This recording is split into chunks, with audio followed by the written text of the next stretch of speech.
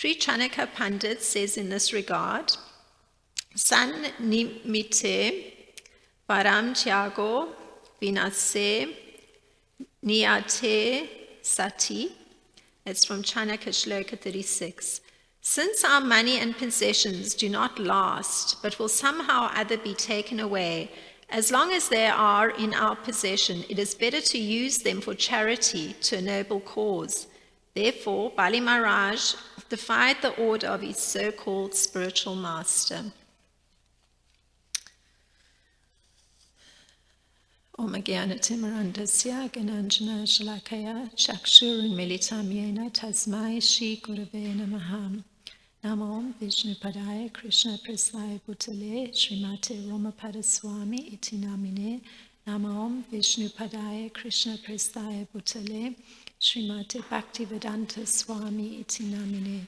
Namaste Saraswati Deve Gauravani Pracharine Nirvishesha Sunyavadi Paschatya Deshatarine Vanchakalpataribhyascha Kripa Sindhubhya Patitanam Pavanebhyo Vaishnebhyo Namo Namaha. Jai Shri Krishna Chaitanya Prabhu Nityananda Shri Advaita Gadadhar Shivasadi Gaura Bhakta Vrinda. Hare Krishna Krishna Krishna Hare Hare Hare Rama Rama Rama Hare Hare.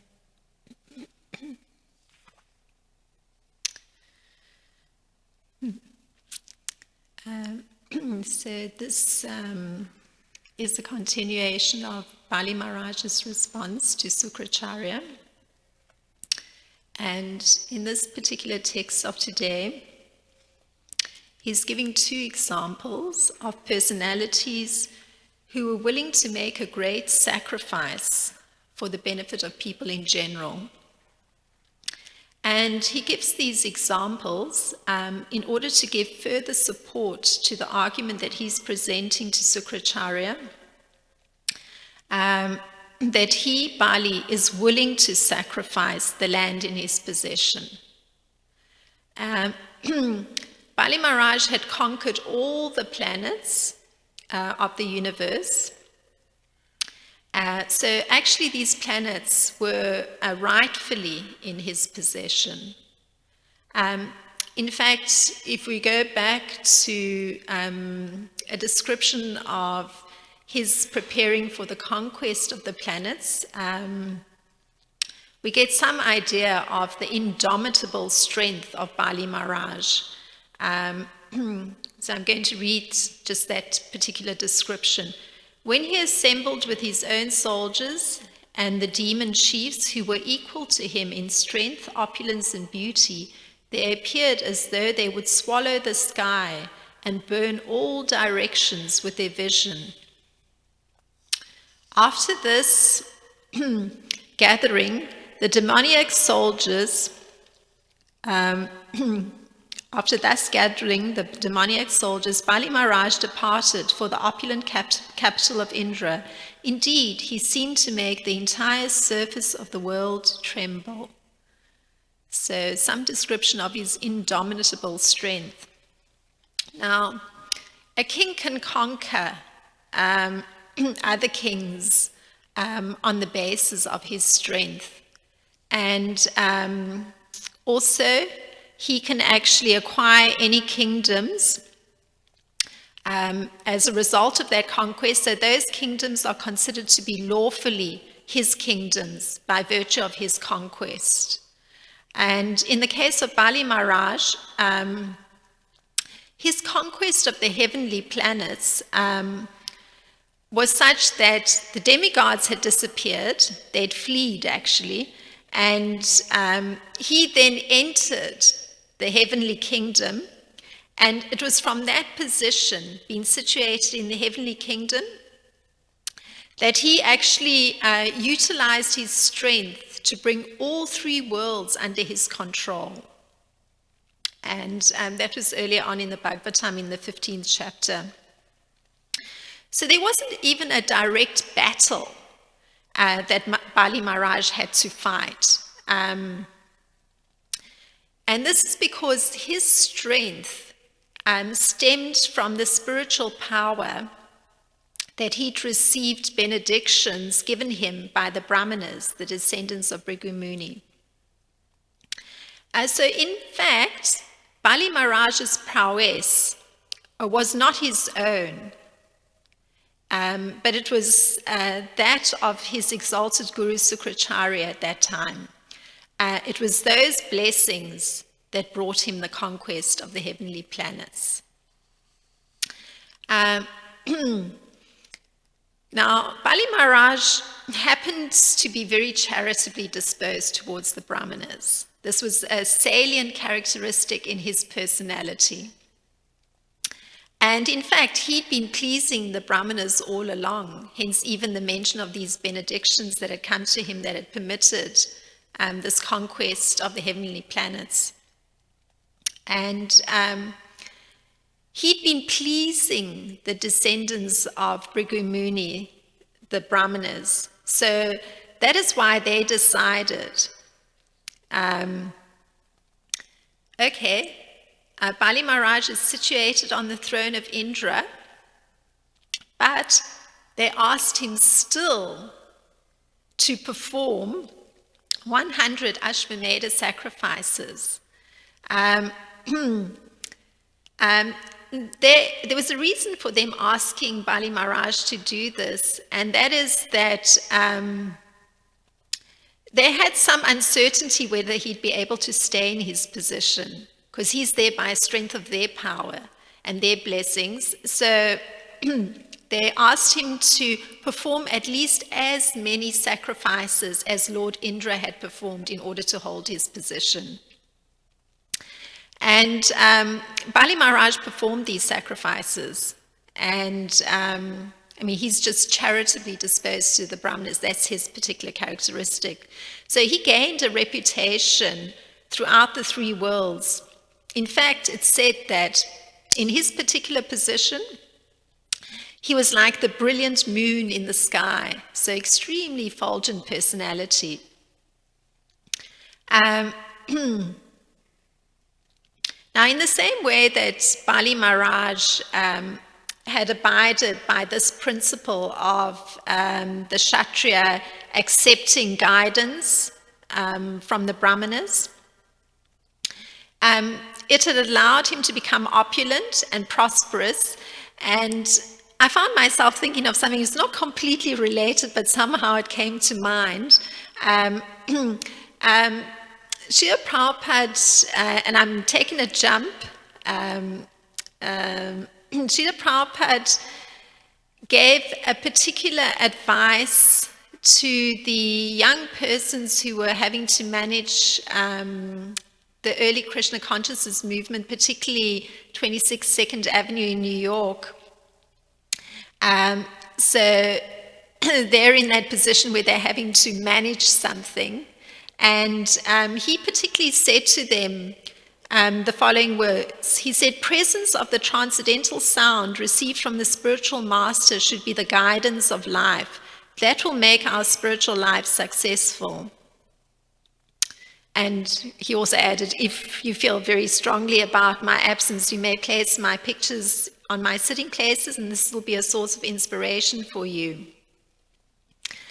So these are instructions that are to give strength to the disciples, and disciples that were a little shaky because they'd only had a few months of training. So just again, that is this point that the instructions of the spiritual master are what's maintaining the strength of the disciples to perform particular duties, like managing, in the case of Bali Maharaj, the entire universe, or in the case of the devotees in New York, managing the beginning structure and the activities related to the Krishna consciousness movement. Now, Bali Maharaj, he gives historical evidence, or he cites historical evidence.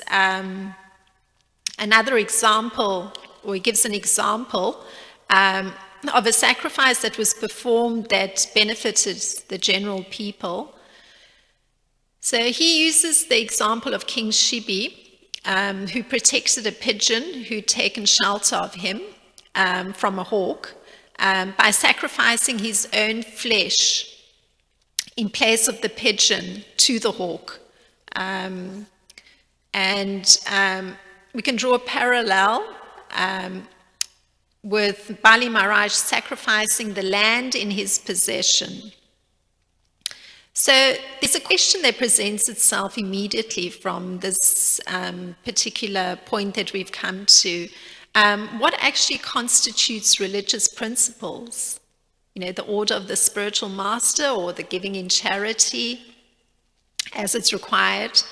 So Sukracharya advises, this is Sukracharya's advice, learned scholars do not praise that charity which endangers one's livelihood. Charity, sacrifice, and austerity and fruitive activities are possible for one who is competent to earn his livelihood properly. They're not possible for one who cannot maintain himself. This was a little bit earlier on in the 19th chapter. So the implication is that charity that will be in the form of the three worlds, because this is the land that's in Bali Maharaj's possession, it's going to endanger his livelihood. Now, if the livelihood of the king is the acquisition of land, as Bali Maharaj had performed such an acquisition, then that offering of that same land in charity would endanger his livelihood only if there's no further land to conquer, because it's the livelihood of the king to conquer land. So if there's no further land to conquer and that same land that was conquered is now given away in charity, then there would be difficulty. So these instructions that Sukracharya is giving appear logical if all the conquerable land is under Bali Maharaj's control, which it is. He's managing all three planetary systems, all three worlds, so all the planetary systems within the universe. But what is Bali Maharaj's view? On his side, he calls the land insignificant. I mean, he uses that word, insignificant. And Srila Prabhupada reveals just prior to this reading today that he'd already decided to give the land to Lord Vamanadev. So in performing charity, Bali Maharaj had a particular mood. It was the mood of somebody who didn't expect any results by the performance of this act of charity. That's his mood. And this is also the mood of King Shibi. Both Bali Maharaj and King Shibi are acting out of duty. For King Shibi, it's the duty of protecting a citizen. The citizen is a pigeon in his kingdom, who was seeking his shelter. And in his case, he also didn't want to disturb the natural laws. So he provided the hawk with the requisite flesh in place of the pigeon. And for Bali Maharaj, his duty is that of satisfying the Brahmana dwarf. And he reveals that he understands his duty because he says, if the Brahmana Vamanadev is not satisfied by whatever gifts one is given, why not please him with the riches one is destined to lose at death? So both kings act in accord with a particular instruction that we find in Bhagavad Gita in the 18th chapter in the 6th verse, where Krishna says, all these activities should be performed without any attachment or expectation of result. They should be performed as a matter of duty. O son of Pritha, that is my final opinion. So etani api tu karmani, sangam tyaktva phalani cha, karvayanti me partha nishchitam matam uttaman. So they're acting in accord with that instruction of Lord Krishna's for how charity should be given. And those activities the sacrifices that are performed are purifying, but when they're performed, there shouldn't be any expectation of a result by their performance. Or in other words, a sacrifice which is performed for material advancement should be given up. That's the implication of Lord Krishna's statement. And implicit in Sukracharya's advice is a material consideration. It's very clear. So the concern is with livelihood being endangered. Srila Prabhupada's generalization with regard to Lord Krishna's statement of how acts of charity and sacrifice should be performed is that a sacrifice that purifies one's existence and elevates one to the spiritual plane shouldn't be stopped. And in fact, Srila Prabhupada gives the criterion in response to that earlier question that came of what's actually a religious action. He gives the criterion for a religious action. Any activity that leads to the devotional service of the Lord should be accepted. Any activity. So any sacrifice or charity which helps one in the discharge of devotional service to the Lord should be accepted. So this was the principle that Bali Maharaj was putting into practice. While Sukracharya, knowing Vamana Dev to be the Supreme Lord himself, to be Lord Vishnu, he was objecting to the giving of charity. He wanted to stop that giving of that charity. So I was reflecting on this quite a bit because there was a time very early in my devotional life where I was confronted with a particular decision that had to be made. There was a situation where the question was, should I surrender some flesh on my body or should I not? And this is the result of an accident that had happened. So because of being in a particular hospital situation, the persons there were saying this should be, surrendered, given up, this flesh that had got torn. And I myself always practice a very natural, simple way of life. So my thought was immediately to call the herbalist that I always see. And the herbalist said, no, this flesh can be saved. It can be saved. It'll just need a long time of a lot of medicines or herbal teas, and, it can be rescued. But I was in a situation where everything was dictating that I had to give up that piece of skin. And so naturally, I asked my spiritual master, what's to be done in this situation? Like, I know it can be saved, but I'm in a situation where everything is dictating that I have to give it up. And he didn't directly respond to me because naturally it's a little bit difficult. So it came through, he asked one of Srila Prabhupada's other disciples to relay the advice to me. So the advice was in the form that the correct course of action was to give up that piece of flesh because there were implications with having come into that situation, and that is that there was going to be material compensation coming from acting within that system. So naturally, I didn't hesitate at all. If my spiritual master thinks that way, perfect. So I dutifully accepted it, and much later, my spiritual master asked.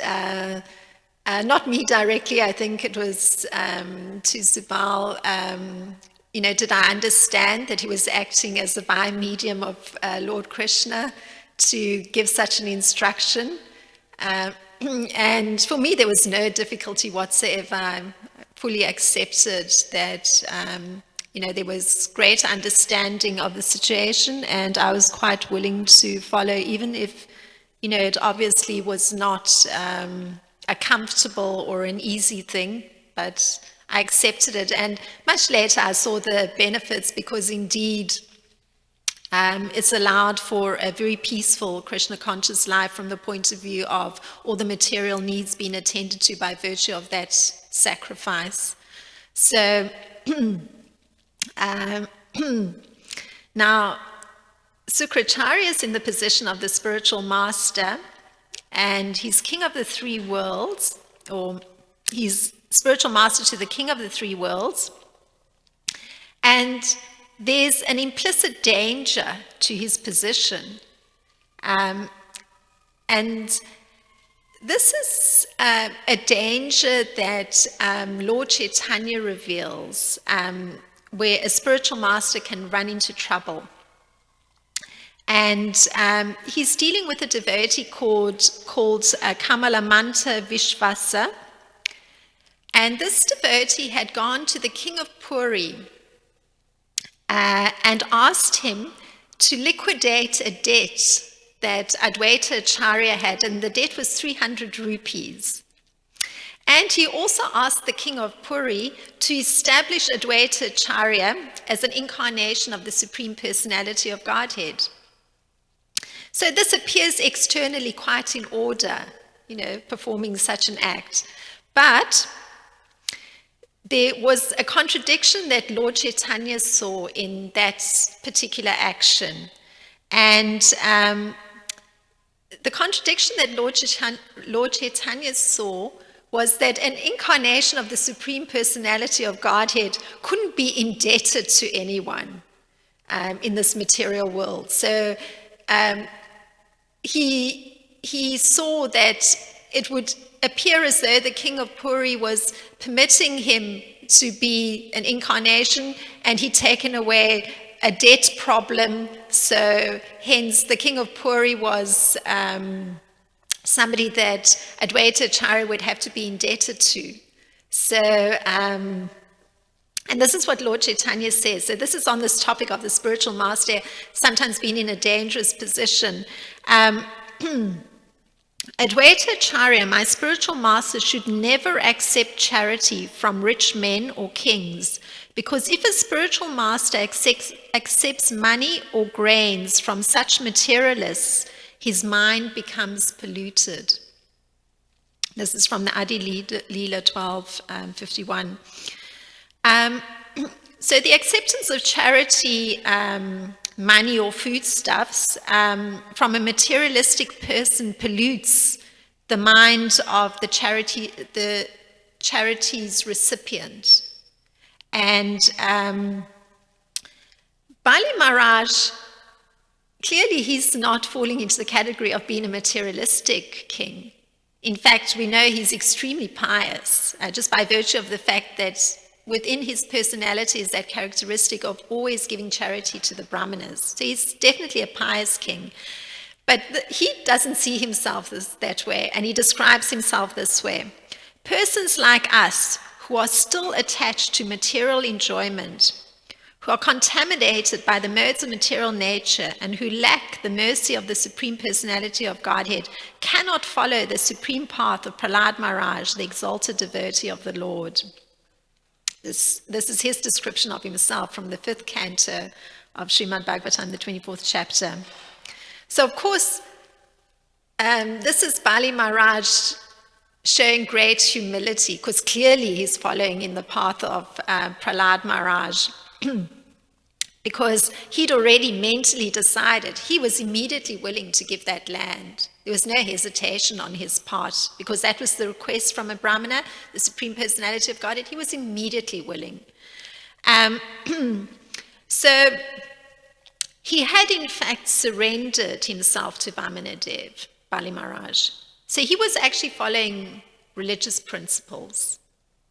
And And that particular religious principle that he followed is that one should be prepared to give up everything for Krishna's satisfaction.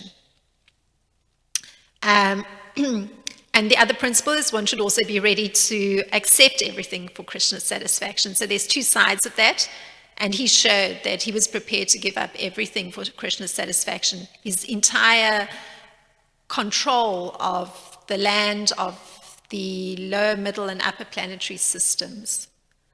And that particular religious principle is coming from Krishnadas Kaviraj Goswami from the Madhya Lila. And included in that is another religious principle, and that is also from Krishnadas Kaviraj Goswami, that he lists 64 items, and I picked out these two in particular because they highlight Bali Maharaj's particular religious principles that he's following. It's giving up wealth for Krishna's service and performing desirable activities such as giving charity, sacrifices. So he's exemplifying the following of those principles, Bali Maharaj. Of course, there's also the chanting of vows and austerities with the purpose of achieving Krishna. We don't hear about those practices of Bali Maharaj, but he understands that the purpose is to achieve Krishna. So these constitute actual religious principles. And this is how Krishna puts it, by human beings who have actually surrendered themselves to me. And they automatically are developing love for me by following those principles. And he mentions this, Krishna does in the 11th canto when he's speaking to Uddhava. It marks somebody who's actually following religious principles, adhering to at least these two that I've highlighted are principles that constitute religious principles. So for a devotee such as Bali Maharaj, the goal he has is only one goal. That's why it doesn't matter that nothing else remains for him. His goal will have been achieved, which is that of attaining Krishna, or in his case, Lord Vishnu. And why Sukracharya is not fully following religious principles is that he's dependent on the charity, admittedly of a very pious king, but his dependence on charity is seeing the king as somebody who's enjoying a very prosperous kingdom. So there lies the problem with his trying to prevent the giving of charity, and hence preventing the following of an actual religious principle.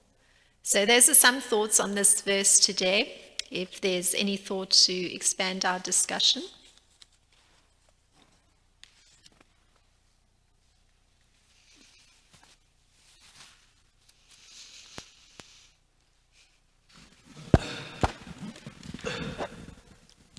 Hi, Krishna.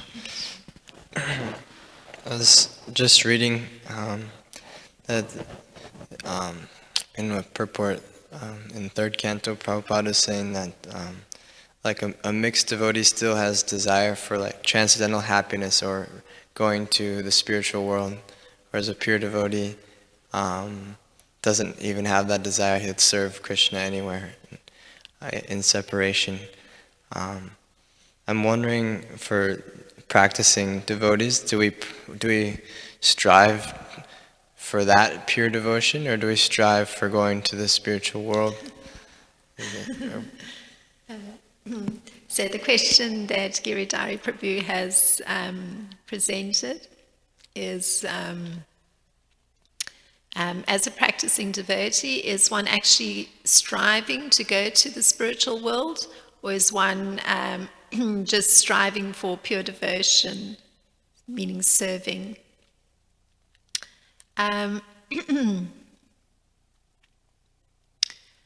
Well, A devotee who's serving Lord Krishna, his goal is the pleasure of Krishna. So that means giving attention to the immediate sacrifice that has to be performed, or the immediate charity that has to be performed, with the purpose of Krishna's pleasure in mind. So with that focus, it's almost a little bit, it would appear myopic, because there's not the view of, oh, I'll be going to the spiritual world as a result of this. So one keeps within that myopic vision or so to say, myopic from the point of view that one keeps one's focus on the immediate sacrifices and the immediate charity that has to be performed for the pleasure of Krishna. So in that way, there's the natural elevation of consciousness, there's the natural development of love for Krishna. So it's a natural cultivation of the relationship with Krishna, which is automatically putting one in the spiritual world, because that is Krishna's residence, actual residence. So there's no need to extraneously be endeavoring for the results of reaching the spiritual world. The relationship automatically puts one there. Yeah. And the main goal being to give pleasure to Lord Krishna through one's acts of sacrifice or charity. One more question, if that's okay. At one point you made that said we're not supposed to accept charity from materialistic people, but we often, when distributing books, are accepting charity from materialistic people. Are we supposed to do that?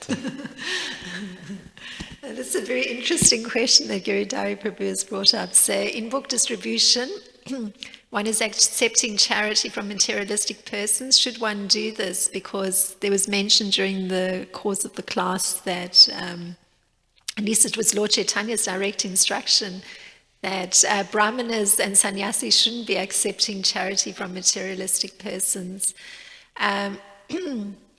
So the idea there is that the brahmana or the sannyasi who's accepting charity from a materialistic person, their consciousness gets a bit polluted, which means that they run the risk of forgetting Krishna. So in book distribution, there's, you could say, charity being given, or a person is sacrificing some of their monetary earnings in exchange for transcendental knowledge.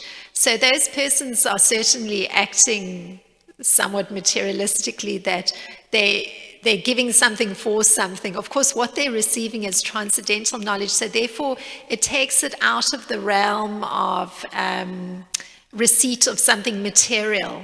The result they're getting, because a materialistic person is always thinking of result.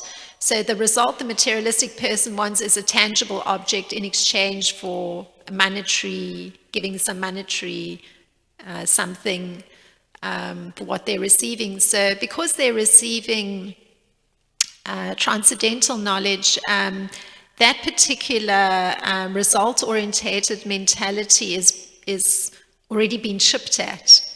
So even if their intention is generally result-oriented, in that particular circumstance, they're giving true charity. And they're willingly taking transcendental knowledge in the form of a book. So that moment is actually a moment that, in all their materialistic outlook, is a moment that's free of that materialism. So actually, one has facilitated that. So one can happily take that monetary fund that's coming because of what's actually taken place in that particular moment. It's freeing the person from their whole materialistic outlook in that particular moment because of their acquiescence to that exchange. So I'd say one can happily take it knowing what an extraordinary transcendental act has actually been performed by that person. So.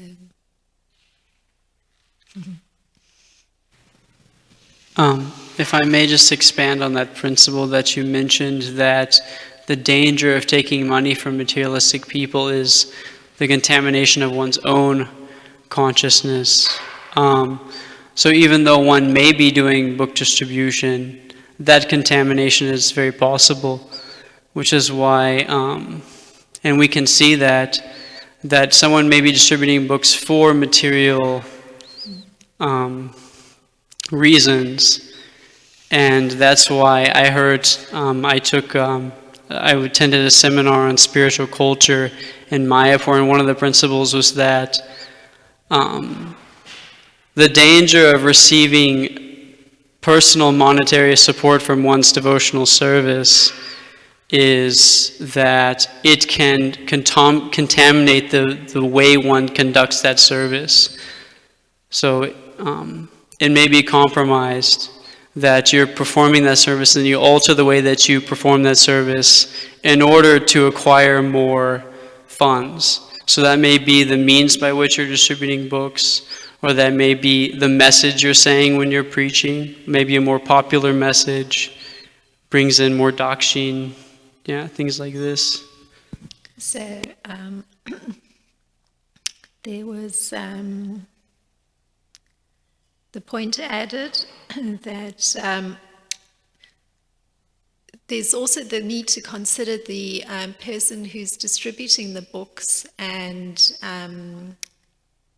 the danger that lies for that person, not even from the angle of their taking money from a materialistic person, but rather that they themselves may be adopting a materialistic mood in their distribution of the books if the gain that's coming from the distribution of their books is being used to support that person by those funds. So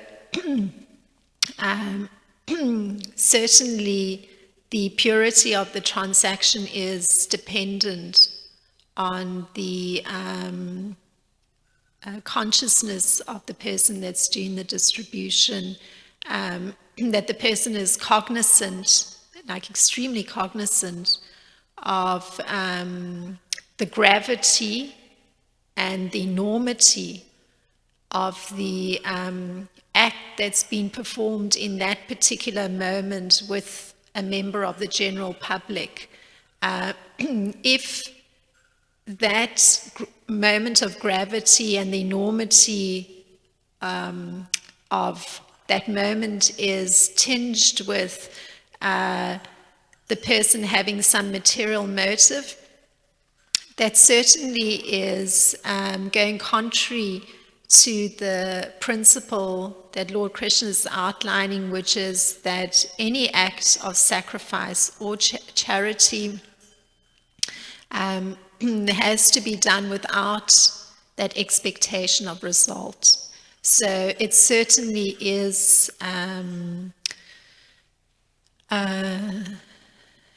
going against the ultimate religious principle, like literally against. Even if it is the distribution of transcendental literature, the consciousness is extremely important, that there is not that idea of the result, a monetary result coming from it.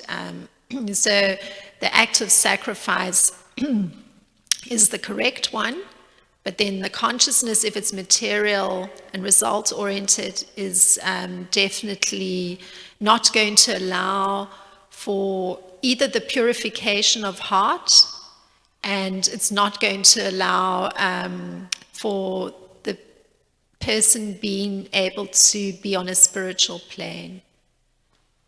So materially motivated means forgetting Krishna.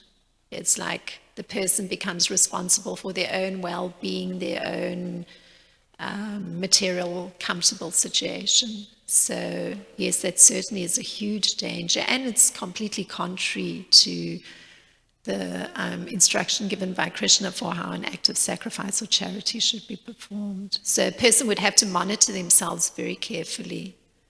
And if that is becoming a danger, the person would certainly need to consult with the person that they take guidance from, or some devotees that can help the person to right that. So.